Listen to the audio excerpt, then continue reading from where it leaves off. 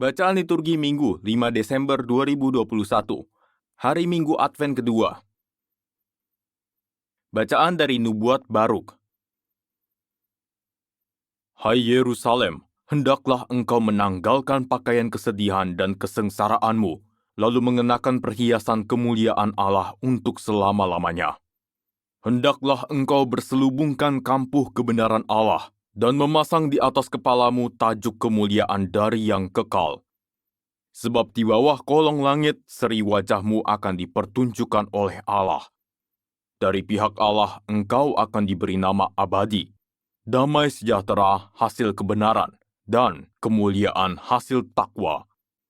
Bangkitlah hai Yerusalem, hendaklah engkau berdiri tegak di ketinggian.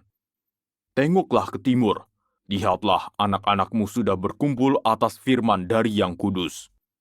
Mereka berkumpul dari tempat matahari terbenam sampai ke tempat terbitnya. Bersukarialah karena Allah telah ingat kepada mereka. Memang dahulu mereka pergi daripadamu dengan berjalan kaki, digiring oleh musuh, tetapi kini mereka dikembalikan kepadamu oleh Allah. Mereka diusung dengan hormat seolah-olah di atas tanduk kerajaan. Sebab Allah memerintahkan supaya segala gunung yang tinggi dan segenap bukit abadi diratakan, supaya sekalian jurang ditimbun menjadi tanah yang rata. Dengan demikian, Israel dapat berjalan dengan aman di bawah naungan kemuliaan Allah. Hutan rimba dan segala pohon yang harum semerbak pun menaungi Israel atas perintah Allah. Sebab Israel akan dituntun dengan sukacita oleh Allah, oleh cahaya kemuliaannya dan dengan belas kasihan serta kebenarannya. Demikianlah sabda Tuhan, syukur kepada Allah.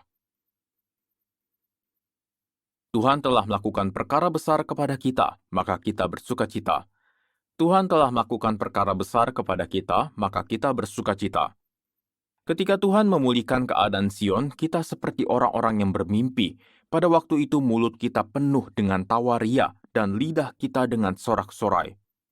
Tuhan telah melakukan perkara besar kepada kita, maka kita bersukacita. Pada waktu itu berkatalah orang di antara bangsa-bangsa, Tuhan telah melakukan perkara besar kepada orang-orang ini.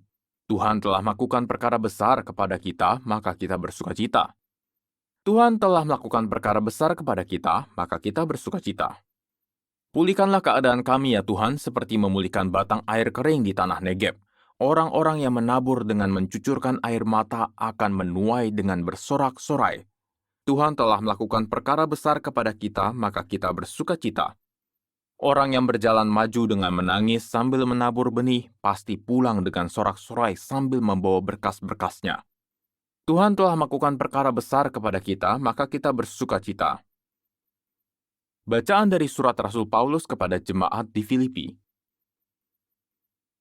Saudara-saudara, setiap kali aku berdoa untuk kamu semua, aku selalu berdoa dengan sukacita.